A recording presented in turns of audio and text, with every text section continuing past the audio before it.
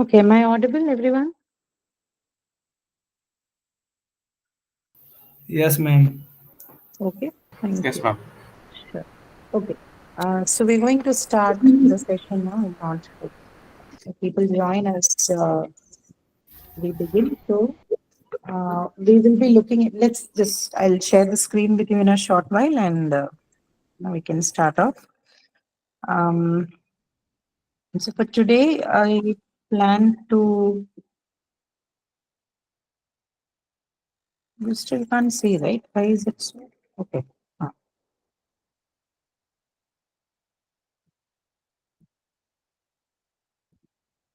Visible? Is the screen visible to you? Yes, ma'am. Okay, all right. Thank you.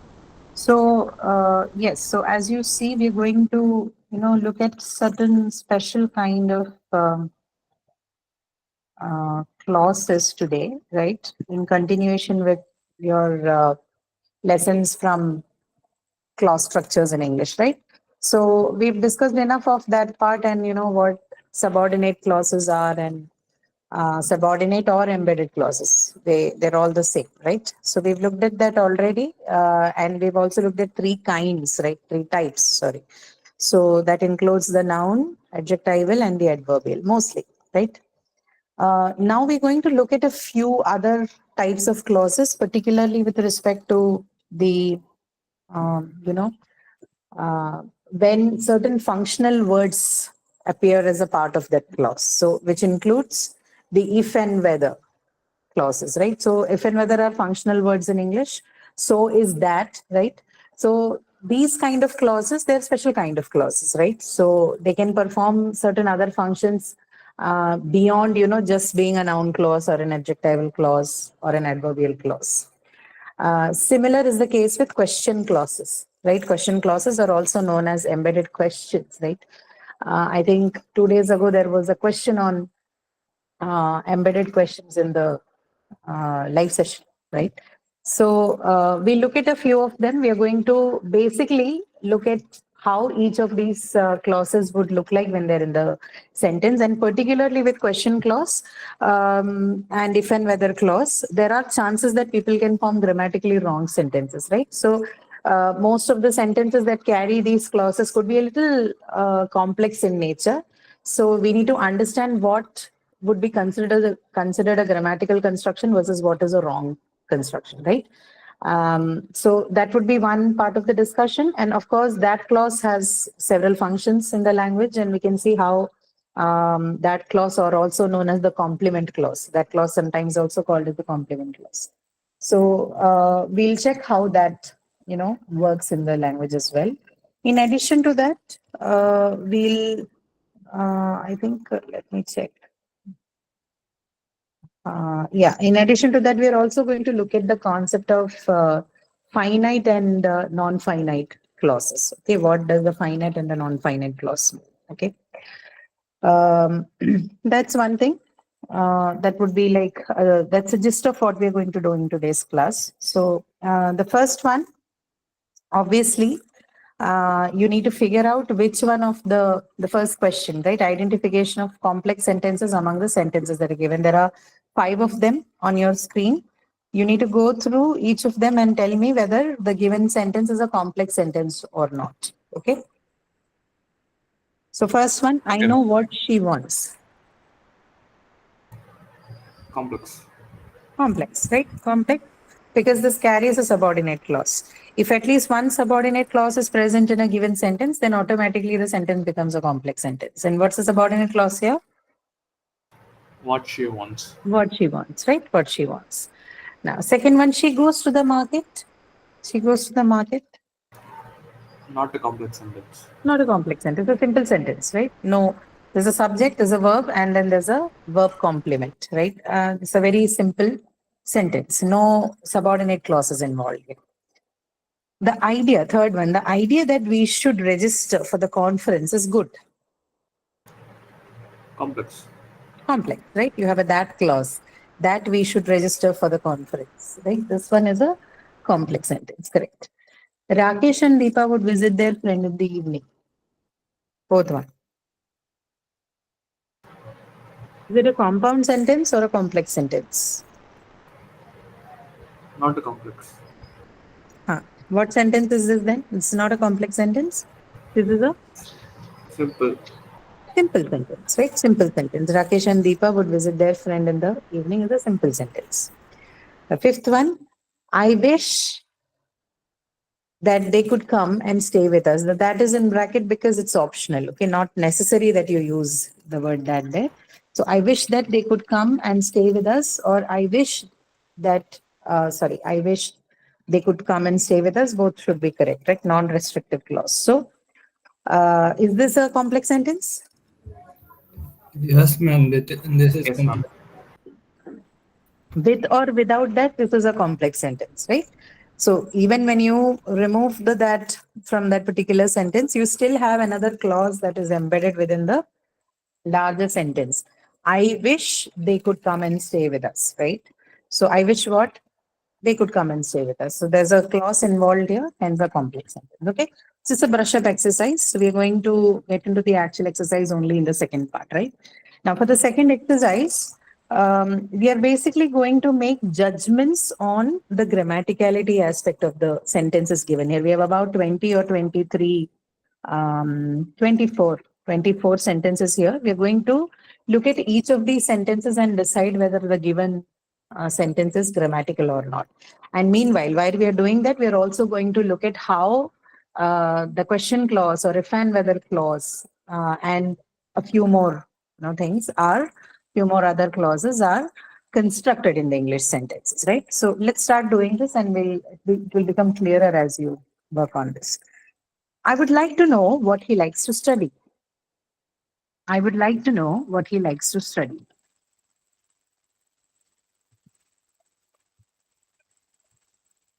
Is it a grammatical sentence? Seems grammatical, ma'am. It's grammatical. I would like to know what he likes to study. So I would like to know what he likes to study. Okay, you tell me what clause do you see here? What is the subordinate clause in the sentence? I would like to know what he likes to study.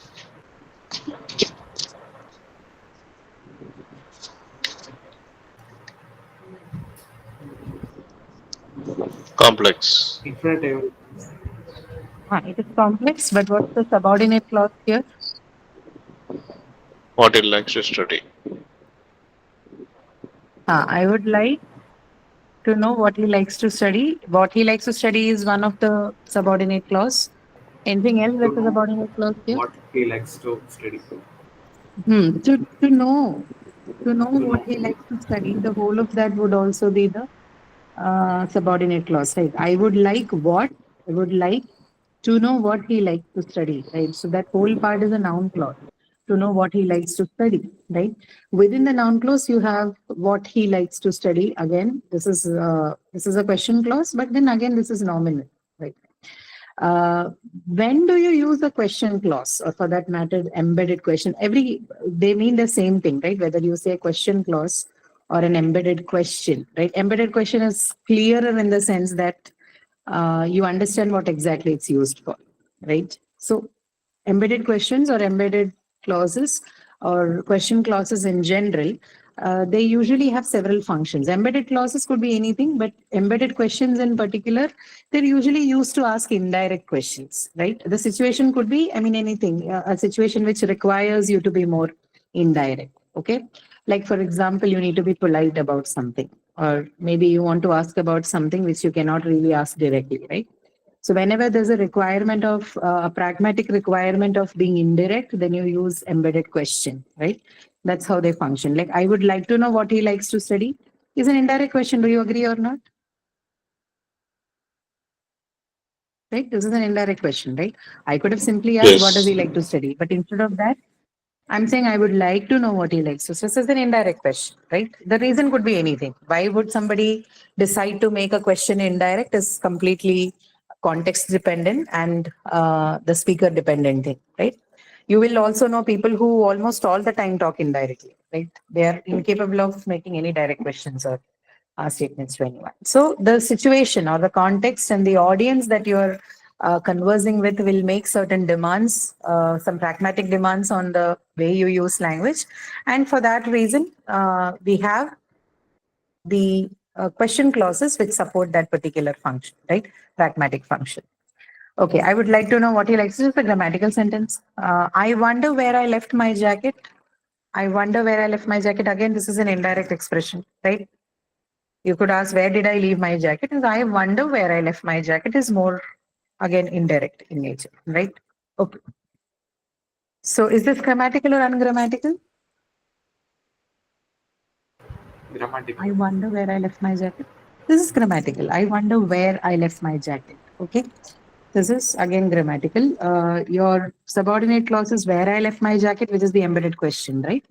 And I wonder what, so where I left my jacket. Again, noun clause. If you have to look at it from the perspective of noun, adjectival, and adverbial, then this is a noun clause. Okay. Third one. Would you tell me if Sheetal would attend the meeting? Would you tell me if Sheetal would attend the meeting?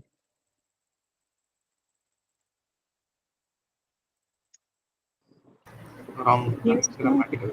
This is grammatical again, right? So remember, you can have if after the if and whether construction, right? If you have the segments if and whether in a given sentence, and if it is followed by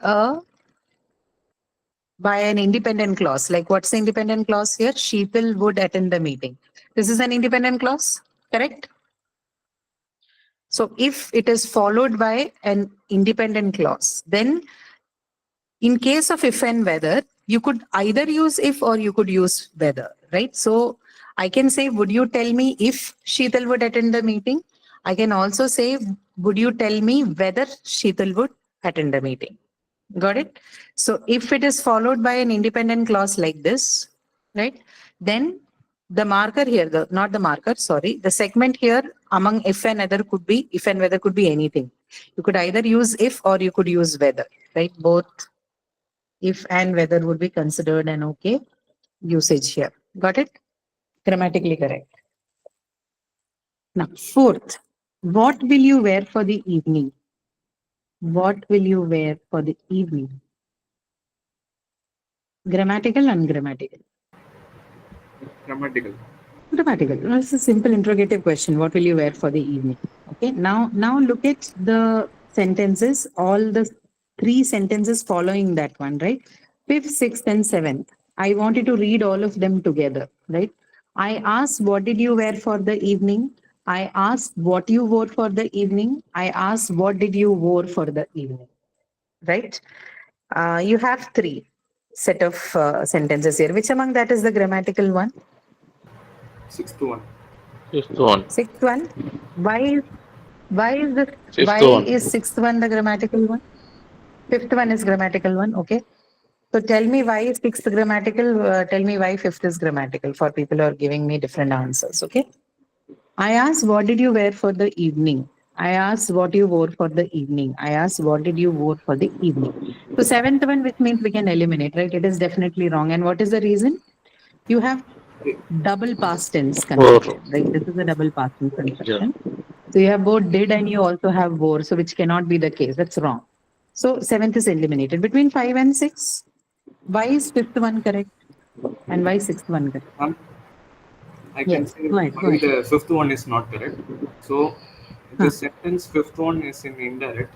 So while writing in indirect, we don't use did. While writing indirect, we don't use did no. Did. Okay. Yes, but Convert it that's to. not the, yeah, it needs to be more pointed, right? The answer is almost correct, but the reason needs to be little elaborated. Okay. So answer is the sixth one. The right answer, the only grammatical sentence among the three that you see here is the sixth one. I asked what you wore for the evening, right? So the reason is in question clauses, there is no extraction of tense, right? Now, why am I mentioning this? If this were just a question, right? Let's look at this as a question.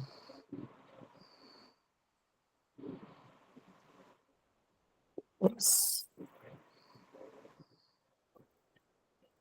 What did you wear for the evening? Copy. Okay. So for example, like this is what we are using. If this is the sentence I'm looking at, the interrogative question, what did you wear for the evening? Is this a correct construction? What did you wear for the evening? Yes. Sorry. Yes, right? So while you are constructing interrogative sentences, what happens to this part if you pay attention to this part alone of the sentence? We are not asking what you wore for the evening. Is that a right construction? You can't ask what you wore for the evening, right? You have to ask what did you wear for the evening. That is the correct construction. Now, the reason here being in question constructions, when you have question sentences in English, the tense has to be separated from the verb, right? You can't say wore. You have to say did you wear. Okay. So the separation of the tense is must in construction of interrogative sentences when you're asking questions. But is that the case in the sentence that we are looking at here in the sixth one? Are we asking a question here? I asked what you wore for the evening. Is the sentence of the nature of an interrogative question? No. Right, sorry, interrogative sentence? No. Right? You basically, it is sort of an indirect question. Yeah. So indirect questions are not of the format of the question, right? Which is why they're called indirect question. I asked what you wore for the evening. So because this is not an interrogative construction here, the separation is not required, right? The separation that you see of the tense and the verb in a normal interrogative sentence or a question sentence is unnecessary here because here this is a part of the larger sentence, the larger independent clause. And it's not a question here. It's only a question clause, okay, or an embedded question. Here we don't need that separation. Hence, you have Okay. what you vote for the evening. Okay. So keep this in mind when you're answering questions of this sort. You need to understand that there is no separation of tense and the verb in case of a question clause or embedded question. Okay.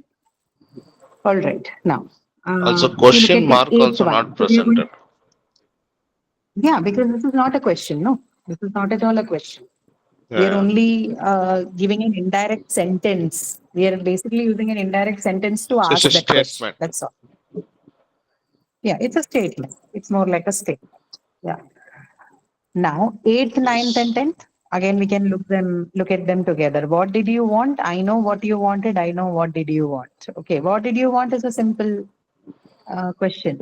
So this is Yeah, it's correct. grammatical, right? There's nothing ungrammatical. Yeah. I know Yes. what you wanted. I know what did you want. Which one is the correct one? Yeah, obviously, I I know know what what you you wanted. wanted. Yeah, I know what you wanted, right? Not I know what did you want. Because wrong. Again, tense is separated, which is not required in a question clause. So I know what you wanted. Next is the 11th one. I don't know whether Rita will come. I don't know whether Rita will come. Yes, it's grammatical. Correct. Yes, it is grammatical. Rita will come is what? It's an independent clause. So you can either use if or whether. You can say, I don't know whether Rita will come. I don't know if Rita will come. Both would be right. Okay. 12th one, I do not know if Sanju is coming.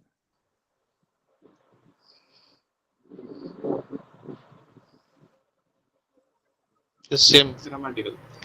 Grammatical. Same thing, right? So it's grammatical. So you can say if Sanju is coming or whether Sanju is coming. Okay. The difference would only be like I mentioned, I think I probably did not maybe for the session. If is considered a little less formal, right? Not informal, but less formal. And if you use whether, then it's considered a very formal usage, right? I do not know whether Sanju is coming is not something that you would usually use in a friendly context, right? In more like an informal context, right? Instead, you just say if. I don't know if she is coming. Okay, not I don't know whether she's coming. The moment you say whether, it becomes formal. So in usual day-to-day conversations, it's usually if. Okay, particularly with friends and family, right? Okay, eighth one. I cannot decide whether I should buy this phone. Grammatical. Grammatical, right? Grammatical. I'm not sure if to get a new car. I am not sure if to Not get a new grammatical. car. This is not Ungrammatical. grammatical. This is ungrammatical because whenever you have two infinitive constructions, right? If Or you're, sorry? if to get a new car or not. No, that's a different sentence. That's a different kind of sentence. In this given sentence, to get is what? It's an infinitive. So when, this segment is followed by when you have I have an infinitive verb construction in the sentence, then you do not use if but whether, right? So I'm not sure whether to get a new car. Okay, I'm not sure if to get a new car. It's a wrong construction. Whenever you have an infinitive in the sentence, then the word to go before that in order to show condition would be whether and not if. Okay. Now, there are confusions about if the jury would rule in his favor. There are confusions about if the jury would rule in his favor. Ungrammatical. Okay, what About is is ungrammatical unnecessary. here? No, about is a preposition. No, not that.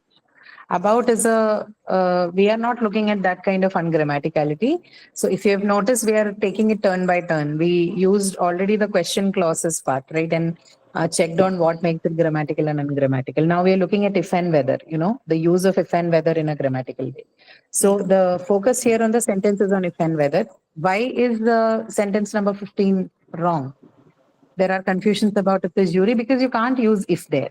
So when there's a preposition involved, like, about, prepositions, whenever they're involved in the sentence, followed by whether, not if, right? So there are confusions about whether, not about if. Okay. There are confusions about Okay. whether the jury would rule in his favor, not there are confusions about if the jury would rule in his favor, right? That's a wrong construction. Whether would be the right way to do that. So two conditions.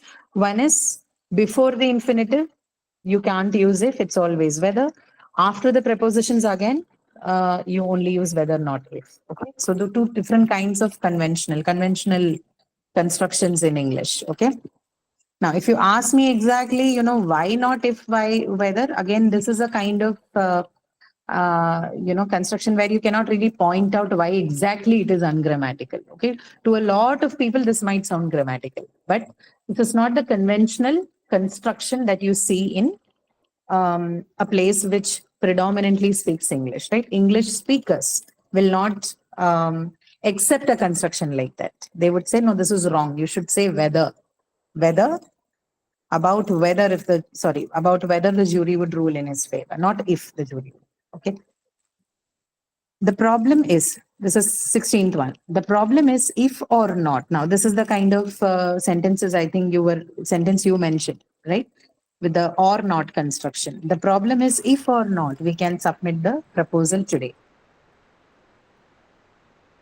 Is this grammatical?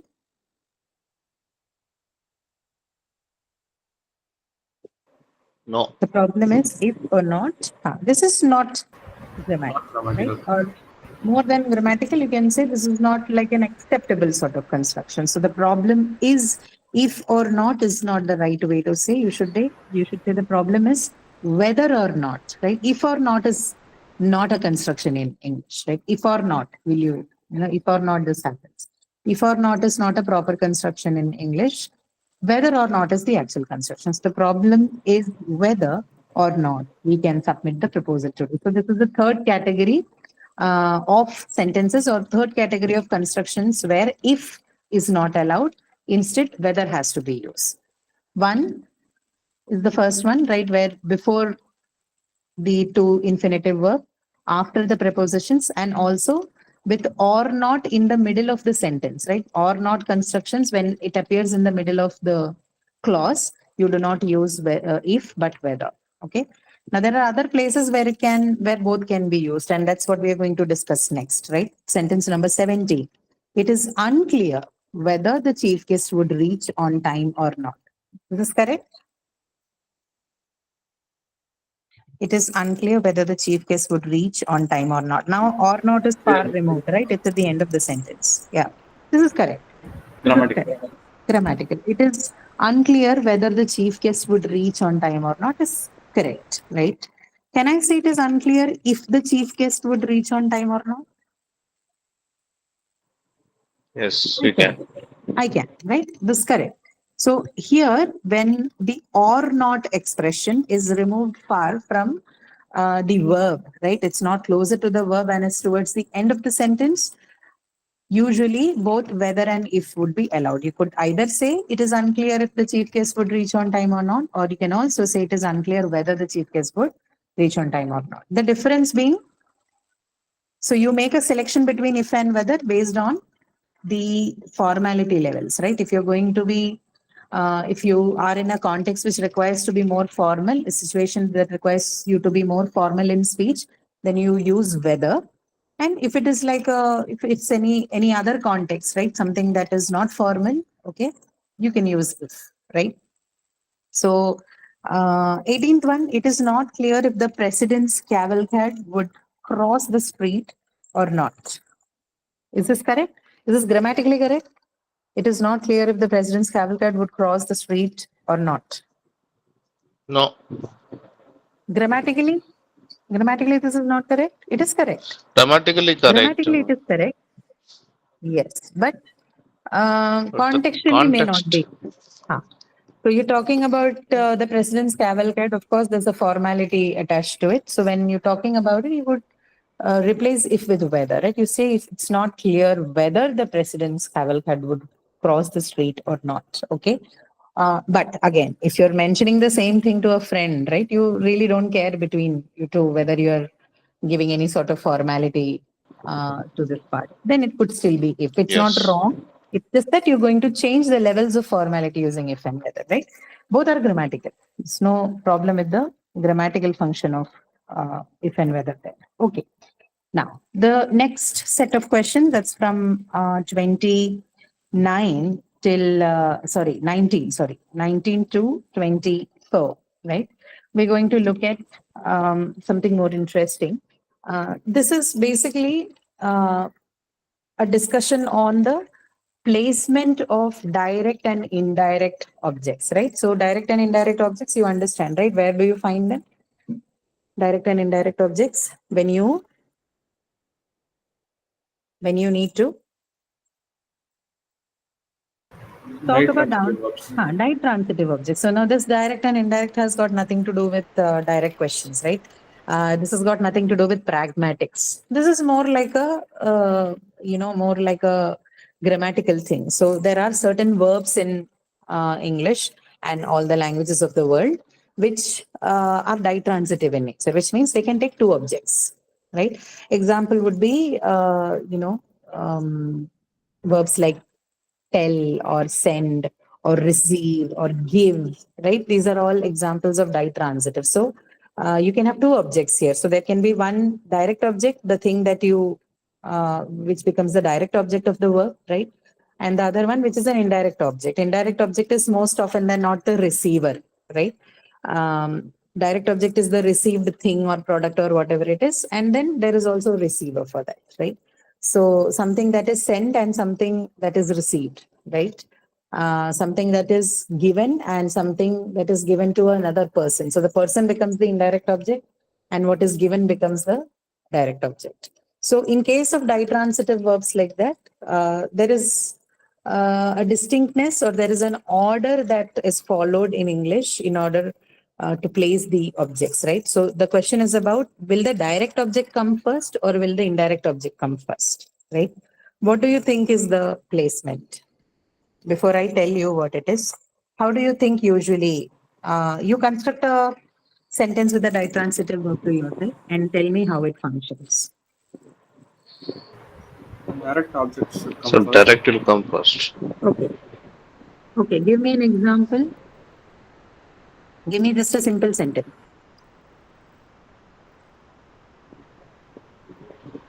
So Ram killed Ravana. But this is not a ditransitive verb. No, kill is a transitive verb. It has only one object. I'm looking for Give a something pen that to has me. Okay. She gave a pen to me. She gave a pen to me. Okay.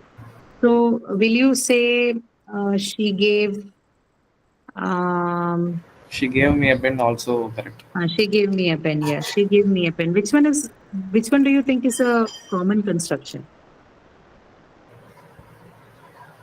She gave me a pen is common. Hmm. She gave me a pen, right? So she gave Indirect me comes first. she gave me a pen. So indirect come first, right?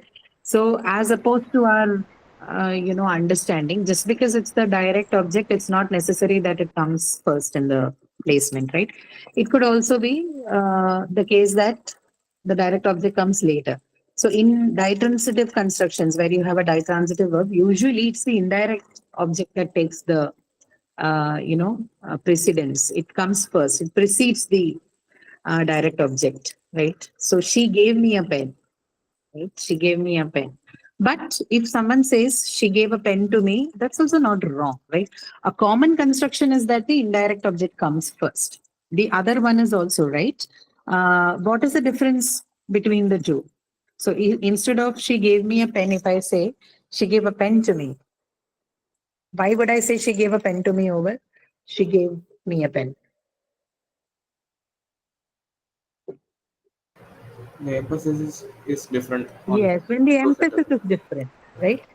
When the emphasis is different, when the emphasis, whatever is the point of emphasis, will have to take the precedence, right? She gave me a pen. She gave a pen to me, right? Which one do you think is emphasized in she gave me a pen? What is emphasized? She gave me a pen. She is a No. Among the objects, no. Why The will receiver. A she be pen. emphasized? She gave me a pen. A pen, right? She gave me a pen. A pen is the A emphasis. The pen. direct object is the emphasis here. So whatever requires the emphasis is put towards the last of the sentence, right? That's how it functions. In English, usually it's like that. I don't know about. I mean, a little under. My knowledge is a little half baked on how it works in other languages, but at least in writing in English, when you have to lay emphasis on something, the usual practice is either you front it or you put it towards the end, right? The usual format is to put it at the end of the sentence, right? So whatever appears at the end is what is being stressed upon. And in the sentence, she gave a pen to me. What is in the emphasis part? Me, right? That it was given to me. If the emphasis has to be on the part that it was given to me, then to me goes at the end, right? And if it's the pen, then the pen has to go at the end. But in common constructions with ditransitive verb, usually it is she gave me a pen, right? Usually the indirect object comes first. Okay, this is just she more is than grammatical emphasized. knowledge. This is more about how you add emphasis, how you write, right? Okay, any question? Now, if we want to emphasize on she, we Huh. give her, then how do we construct? There are other ways for that. Okay, you will have to use cleft construction. It is, constructions like it is she who gave me the pen. So you'll have to uh, work around the subject, but you will have to include what you call as cleft construction. These kind of constructions are called cleft. It is she who gave me the pen, right? This is laying emphasis on the subject. Of course, you The can't pen put it was at given the by end her. because, sorry, The pen was given by her, but I think pen me is was given by her. No, no, this is a passive construction, no? Passive constructions are incapable of any kind of emphasis. You mean, bringing the I understood what you're talking about, but no. For emphasis, we don't usually use passive sentence. Passivization has a very different function, right?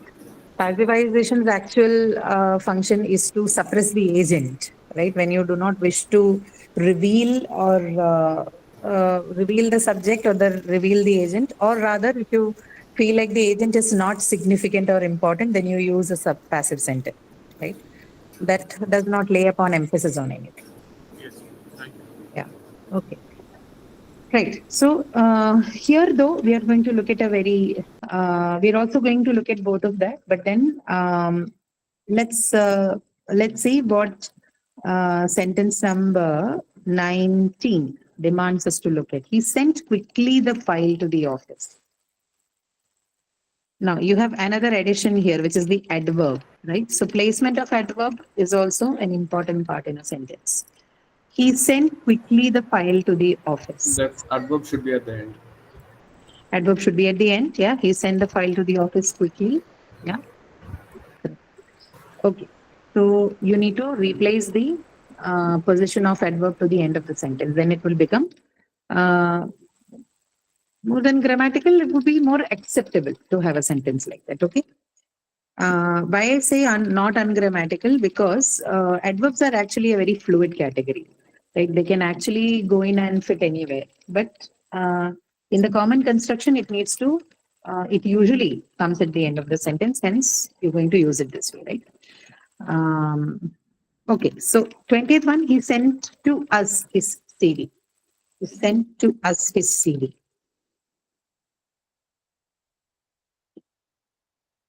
Do you say he sent to us his CV? He sent us his CV.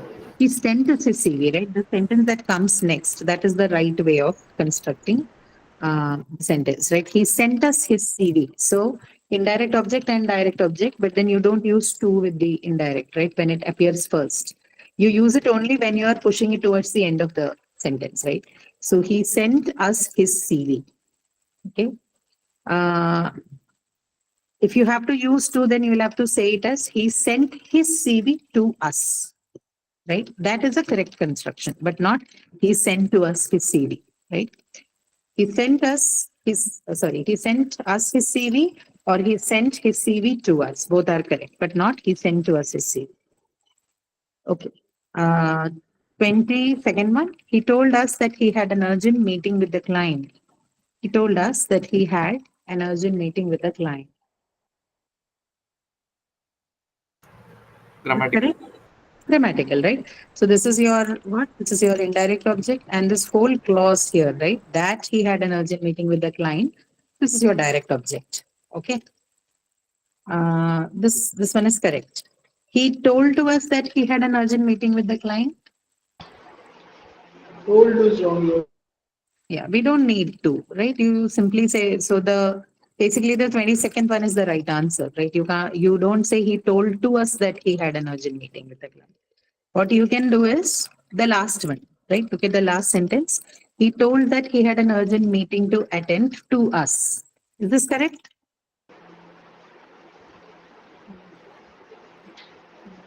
Yes, right. This one is correct. So when the indirect object shifts towards the end of the sentence, then it has to be, it has to appear along with a to, right?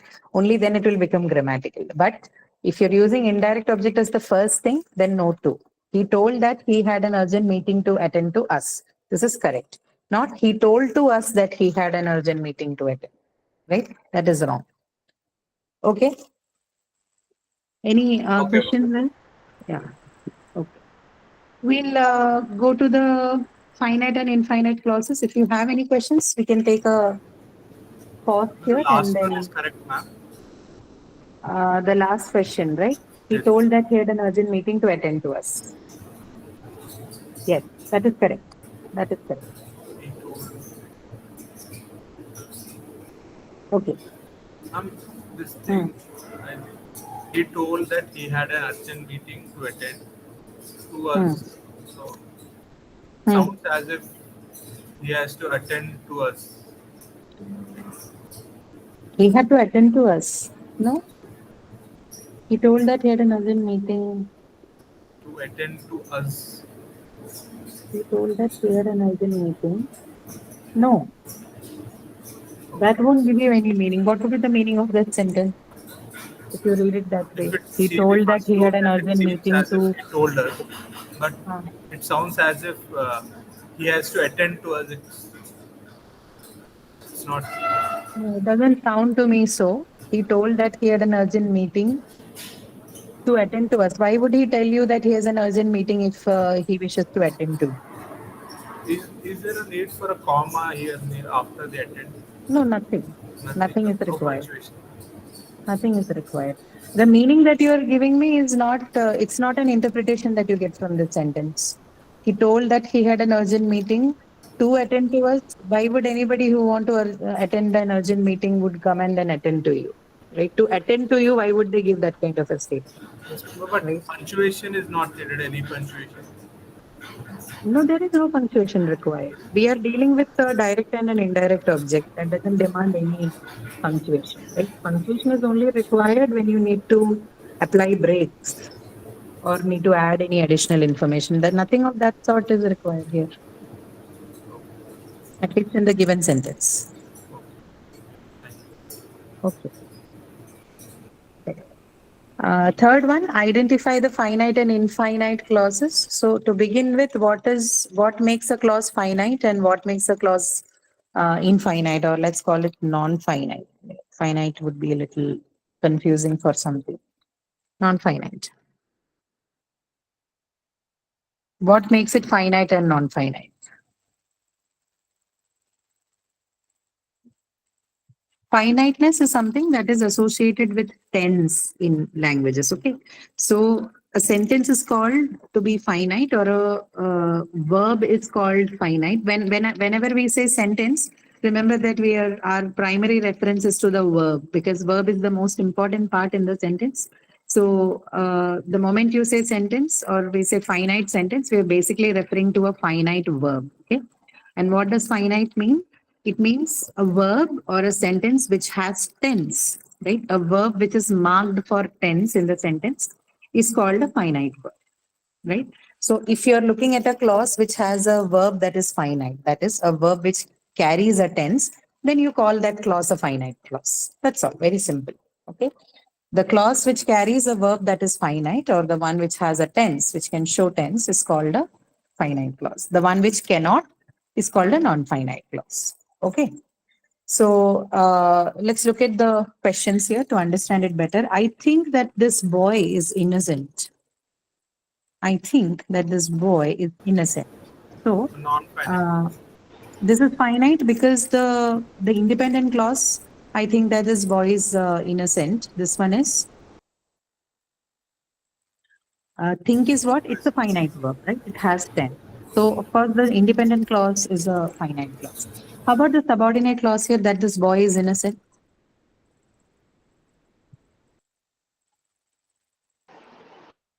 Is it finite or non-finite? That this boy is innocent. That's a Finite. subordinate clause. It's finite, right? Because it has the verb is, right? Is the boy, that this boy is innocent. The verb is finite here. So of course, this one is also a finite clause. Okay. Second one, I want him to pick up the order.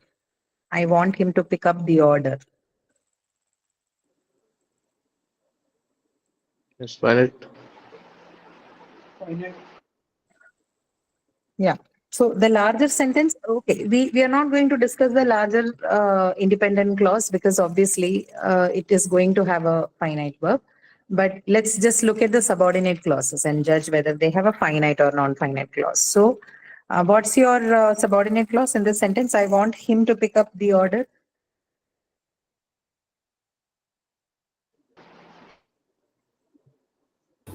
What is the Pick clause? up the Pick order. up the order. Him to pick up the order, the whole of that part. I want him to pick up the order, him to pick up the order. The whole of that would be your subordinate clause. And within this, do you have a verb that is finite? Him to pick up the order.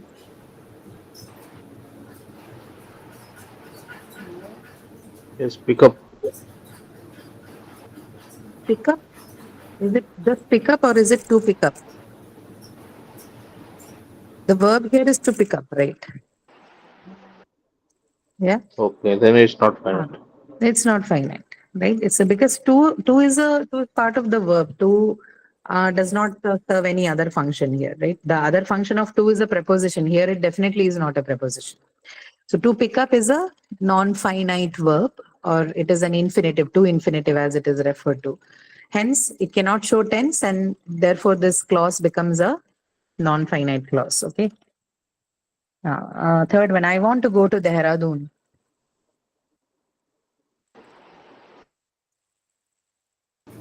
I want to go to Dehradun. So this again, the subordinate It is clause a is non-finite. non-finite. What you have here is to go to Dehradun. So to go again is your non-finite verb form. Okay. I wonder where she lives. I wonder where she lives. Finite. Finite, right? Where she lives is your embedded clause, and it has a tense, right? Lives has a tense on it. It's a finite clause. Now, could you tell me if he would be here on time? Could you tell me if he would be here on time? Finite. If he would be here on time, right? So is this a finite clause or a non-finite clause? Finite. It has a verb. It certainly has a verb which is finite, so you can use the. This is a non-finite clause. Sorry, finite clause. Okay, sixth one. I want her to meet with him. I want her to meet with him.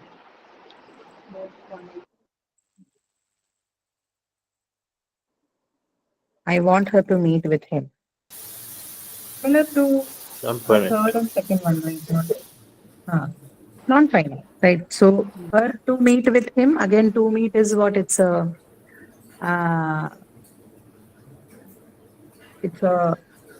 infinitive. Non-finite. Right? Yeah, so then it makes the clause a non-finite, correct. I would like her to see what she wrote in the exam. I would like her to see what she wrote in the exam. You first give me the subordinate clauses and then we can discuss. She wrote in the exam. What she wrote in the exam is about. Her to Sorry? she what she wrote. Yeah, Her so she I her would to like she what she wrote in the exam. her to see what she wrote in the exam, right? Correct. Her to see what she wrote in the exam, correct. So her to see what she wrote in the exam is your larger subordinate clause. Of course, you have what she wrote in the exam as an embedded clause within it. But then if you look at that clause, do you think this one, her to see what she wrote in the exam, is that a finite clause or a non-finite clause? Finite. Non-finite. Non-finite. See, her to see what she wrote in the exam is a Non-finite. non-finite clause because what's the verb of that clause? It's to see, right? That is non-finite. It's But yes, infinite. within what she wrote in the exam,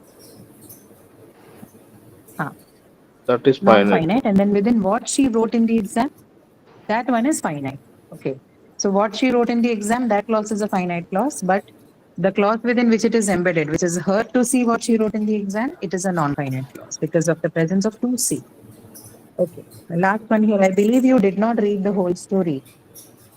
I believe you did not read the whole story. This is the clear case of a Finite. clause. Finite. This is a finite clause. You did not read the whole story, definitely is a finite clause. Okay. So that's on finite and non-finite. And then one last thing we are going to look at is identification of the subject, right? So why this question is titled like this? Because that's what we're going to do as a task. But then you will see that most of the times when we are using, larger clause to represent the subject, it's always a that clause, right? Subject clause can be represented by other forms, but then that clause particularly is used to used as a part of the subject clauses. They always appear in the subject position, right? That clauses, which is which is the other position where that clause can occur. Of course, object, we are not looking at that. But in addition to subject and object, there's another part where that clause can occur. What is that?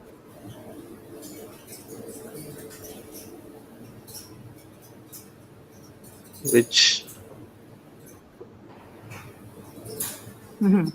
So where do you see that clause in addition to the subject and the object position? As adjectival clauses, right? As relative noun clauses. clause. Right? Noun clause, noun clause, obviously, subject and object, yes. So as adjectival clauses also, that clauses can appear. So this is one such clause which can take either the noun clause positions, which is basically subject and object positions, right? So it can appear as noun clauses. It can also appear as relative clauses or adjectival clauses, right? So that Correct. way, this is a Adjective very also it comes. rich kind of a conversation. Yes. Okay, now let's look at these questions. It was made clear. So the question purpose here is identifying the subject in the following sentences, right? And by subject, we mean grammatical subject alone. Okay, we're not referring to the topic or, the theme or anything of the sentence mentioned. We are not going contextual. We are only keeping it grammatical. So only the grammatical subject. It was made clear that the exam would be held in the month of June.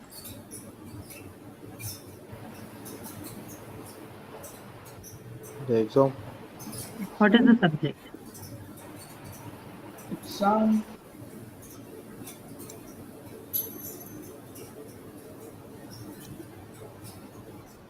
It was made clear that the exam would be held in the month of June. Just look at it carefully and answer. Since exam is the subject. Exam is the subject. Exam is the only subject. You don't have anything else as a subject here.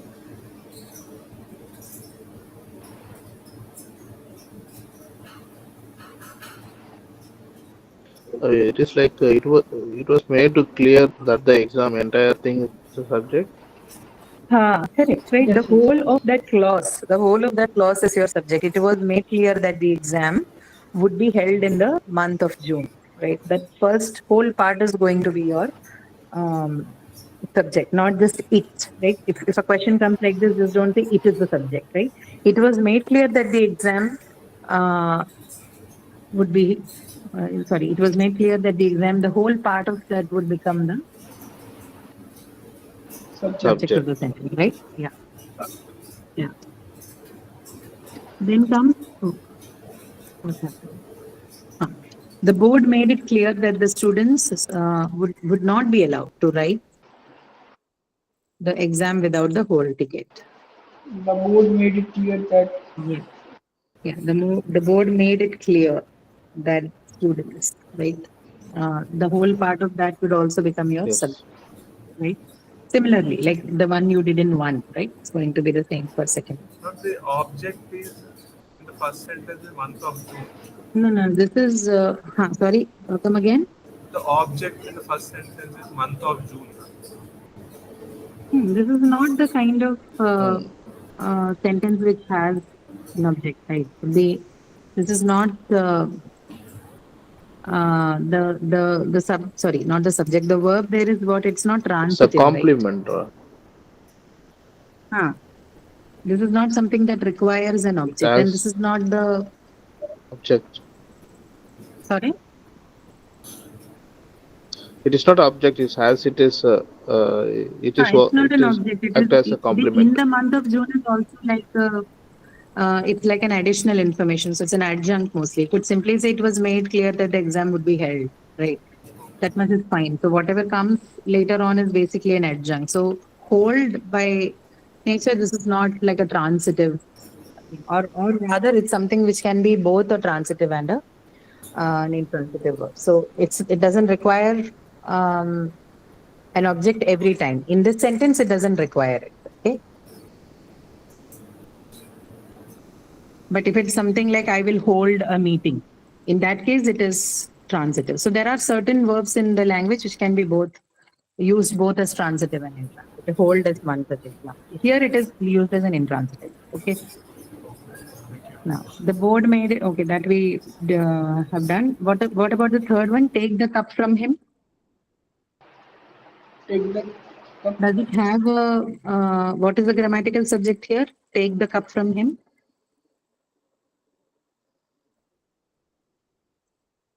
Grammatical subject. Take the cup. What is it? It's Take not the a cup. grammatic. It's not a statement. It is imperative. The cup.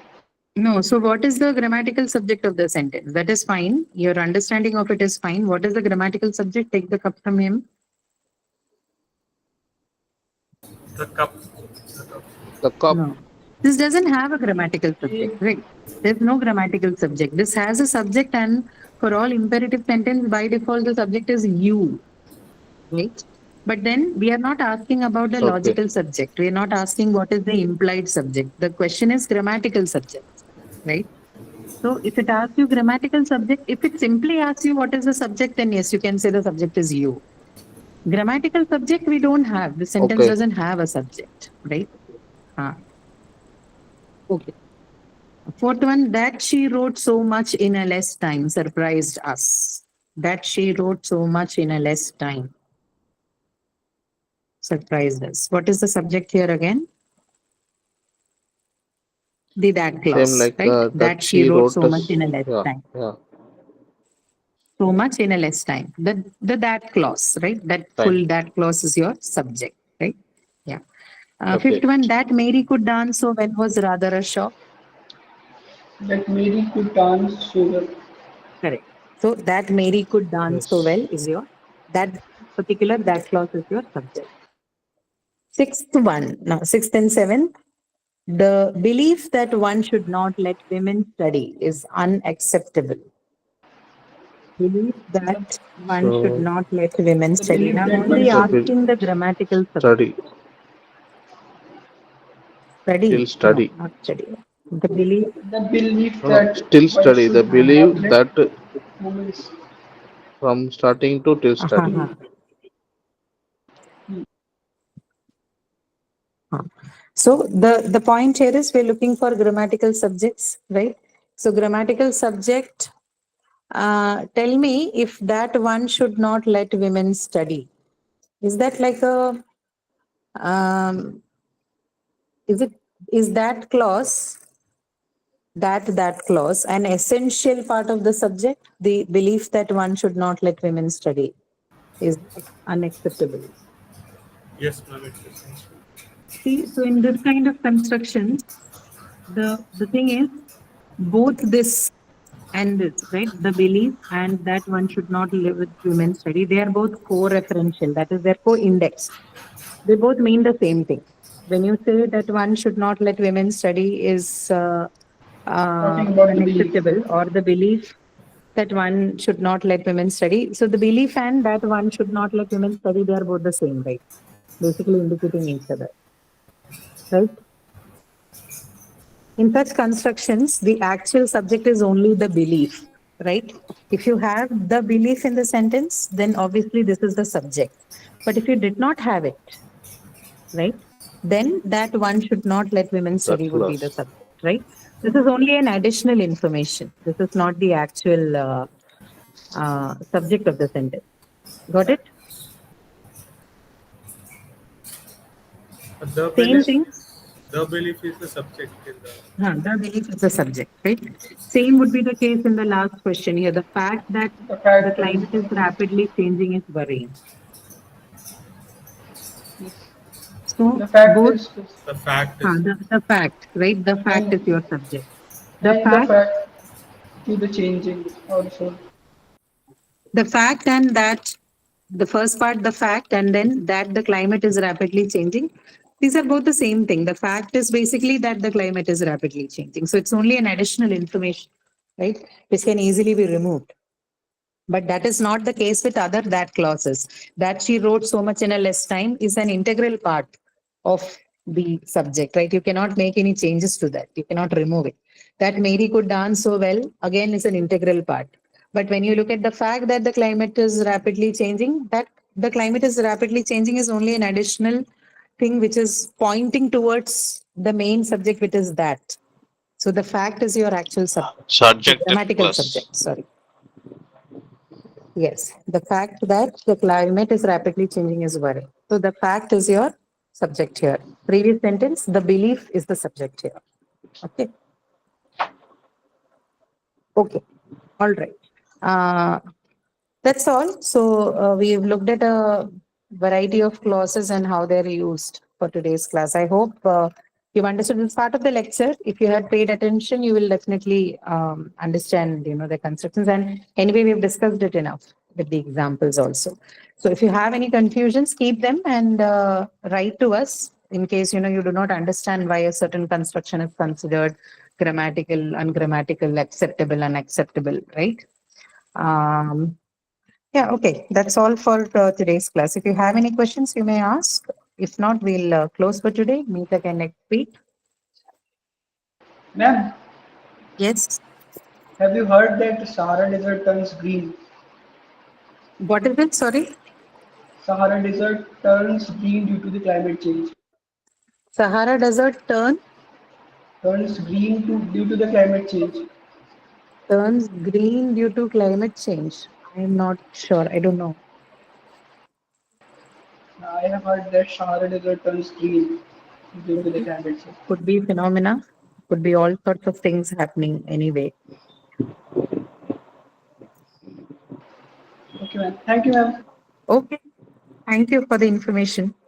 I'll check it out. Okay. So other people who are still in the call, if you have questions, you may stay back for another 1 or 2 minutes. If not, we can call it a day. We'll meet next week again.